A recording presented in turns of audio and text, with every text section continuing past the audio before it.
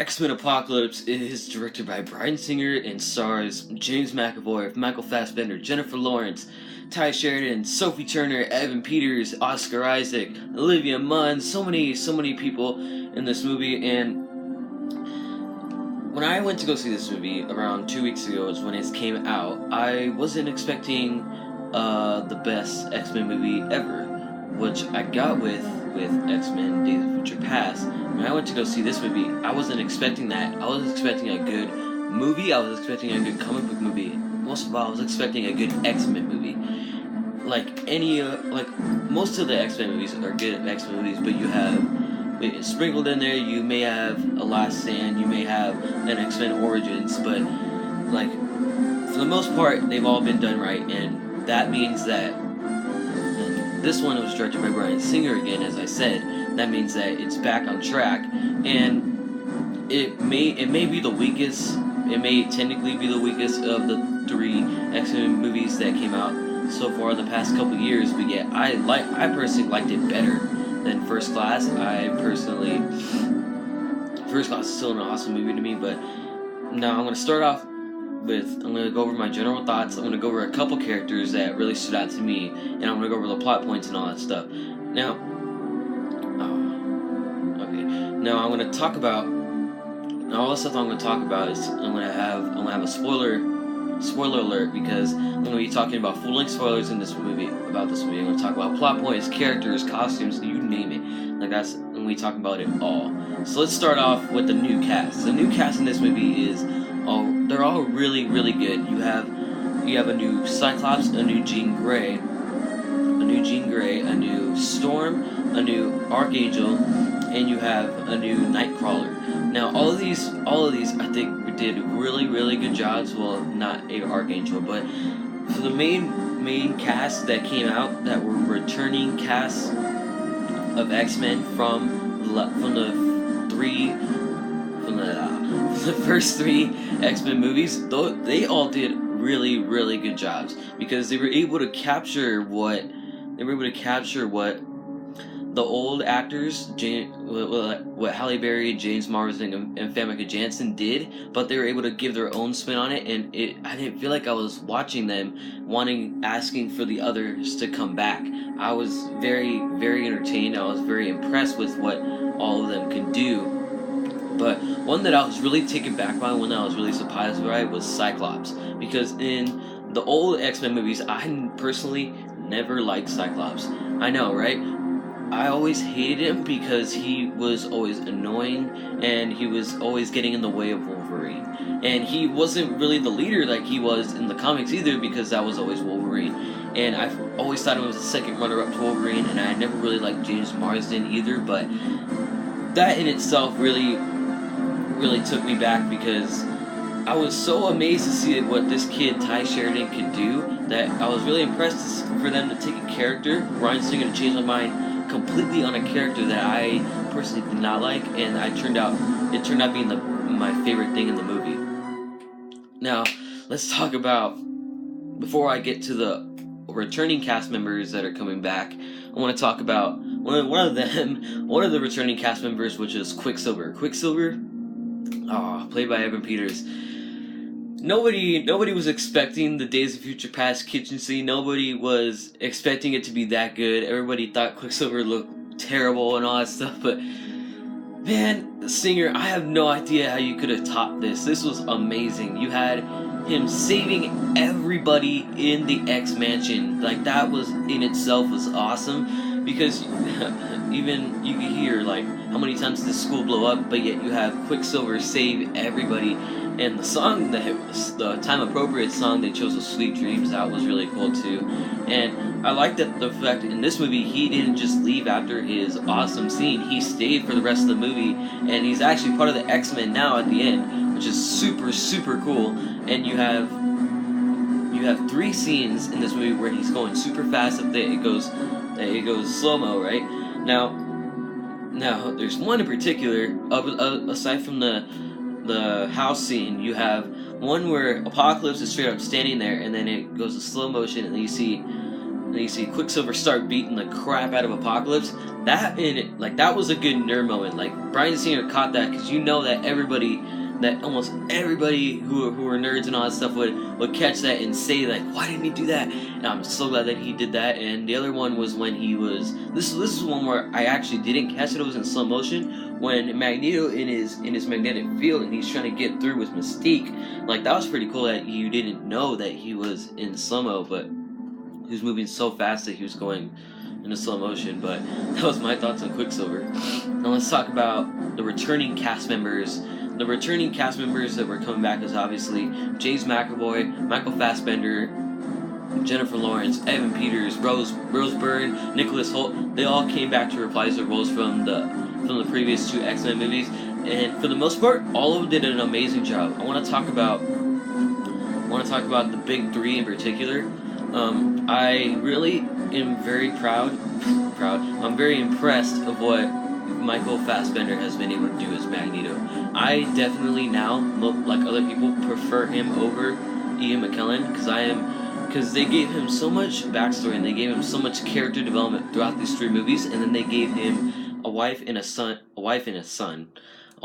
a daughter that he was able to connect with, that when he left the life of being a supervillain and he went to be a normal man, but yet you still have. But then when you have all that taken away from him, and you could see him tap into his anger and his rage, and like that character development on its own was priceless and spot on. But you have also with James McAvoy, you get him going bald in this movie, which is so cool. You have him going bald. You have I really think he came into his own as Professor X in this movie, and as much as Days of Future Past was Ian McKellen and Patrick Stewart handing the torch off to them, I feel like they really owned it in this movie as their characters. They weren't trying to imitate the other character, or they weren't trying to imitate the ones from X-Men, X2, and The Last Stand. They were making these characters their own. That was a really good thing to see.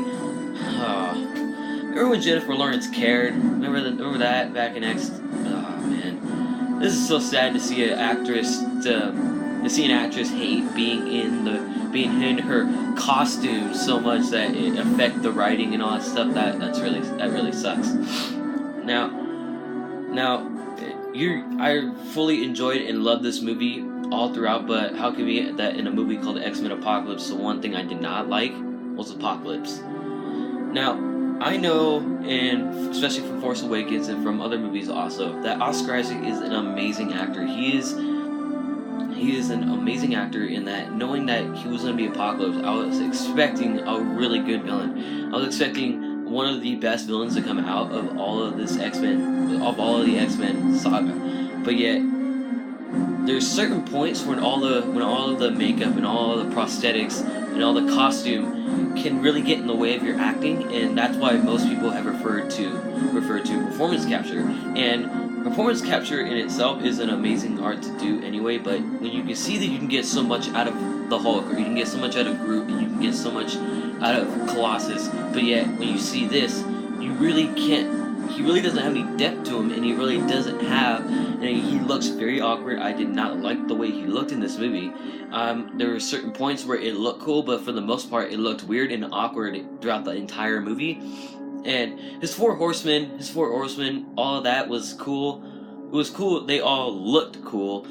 I just thought it was weird that you had Storm, Magneto, Psylocke, and Archangel, but you had Magneto fulfilling his whole evil plan, or Apocalypse's full evil plan, but then you had Psylocke and Archangel who were not doing anything. Like that was just a little weird to me. But the whole plot of this movie too is that it's borderline Apocalypse storyline, but it worked fine, but I just didn't like the fact that you had Magneto doing a whole bunch of it. He was basically destroying the world for Apocalypse. Like that was kind of weird. I was expecting Apocalypse to do more in his evil plan than just use one of his horsemen and not use the other 3. Like that was just kind of weird. It's just borderline Apocalypse where he wants to cleanse the earth, only the strongest will survive type deal, right? And now I'm gonna I see the best for last. What Wolverine, man. Hugh Jackman, that was so cool. We finally get a proper reset to X-Men Origins. We finally get a comic accurate costume of the Weapon X. You have the headgear, he has the suspenders, he has all the wires and the thing, he has a back, and he has the shorts. That was so cool. And then you have really R-rated Wolverine going around, and you see the sick in the trailer, but that's not all. You see him cut up guys, you see him stab him, you see him throw one shot, it pans over when he's about to attack someone, and then you see the wall, and then it splatters of blood, and that was freaking awesome. Like, that was the Wolverine that we all wanted, and that we're getting in the next Wolverine movie. But my dad even pointed this out to me. It was pretty funny to see that when you look at Hugh Jackman, there's even a part where it pans down over his abs and his chest. You could totally tell that, like my dad pointed this out, that he wasn't on his Wolverine diet. He wasn't as cut or as fit or his Wolverine shape that he would be like in Days of Future Past, which is kind of funny. It's kind of funny because you can totally tell, but yet he's still really, really ripped. But we would expect him to be more ripped. Like, I just thought that was funny. Now the end tag or the end scene of this movie is that you have there's two end tags in this movie. Well, the ending part of it, which you see the new costumes and you see the new costume. They all have comic accurate costumes. Cyclops has the comic accurate visor. He has the yellow straps and all that stuff, and the blue costume. The total 90s, right? Jean Grey, she has her blue, and she has the yellow, and she has a little bit of. I saw a little green in there. I know I did. And then Quicksilver has his awesome suit with all the silver and all the padding and all that stuff. And then Storm has her cape coming from here. She has the mohawk. Like, that was super cool. Nightcrawler has his big red shoulder pads coming down in the white gauntlets, and even Mystique got an awesome, pretty cool costume with the blue and the white, like to copy her costume. Professor X got his X-Men 1 wheelchair, and he got the blue suit, and he had the bald head. Like, that on itself was pretty cool. But the one thing at the very end credit scene from this movie is that we got to see Essex Corp. I'm not that big of a Mr. Sinister. Have a lot of knowledge of Mr. Sinister. I just knew that when I saw that, I was like, snap, that's Mr. Sinister. And they're collecting the vials of Wolverine blood, and we all know that X-23 is a clone of Wolverine, and that's a huge rumor that's been going around, that even rumor from Wolverine 3 that we might see a new younger Wolverine, and it's gonna be X-23. That's gonna, like, just a tease in itself was awesome to see. Now, those are my overall thoughts. I thoroughly enjoyed this movie. It's definitely not the best X-Men movie, but it is a movie that I wanted and that I would thankfully received. It's not Civil War level, amazing level, like mind-blowing level, and it's not Teenage Mutant Ninja Turtles crap either. It's a very fun movie, and it's definitely one of the most borderline comic book movies to come out this year, when all the other ones were so different. Teenage Mutant Ninja Turtles, X-Men, dang it, and you had Civil War, and you had Batman vs. Superman, you had Deadpool, and they were all so different from each other, and I feel like this one was more the borderline. That was what I was expecting. Now, the way I'm gonna score this, I've explained it in my last video, but the way I'm gonna score this is because my channel is called Skywalker 500 First, I would give out of 10 how many clone troopers I would give to this. I would give X-Men Apocalypse 8.5. I would give 8.5 clone troopers out of my army. I would probably give them 5s. There you go. I'd probably give them 5s. For the 0.5. So there you go, X-Men. You get 8 clone troopers and you get 5s. One of the best clone troopers to come out of the Clone Wars. Thanks for watching my review.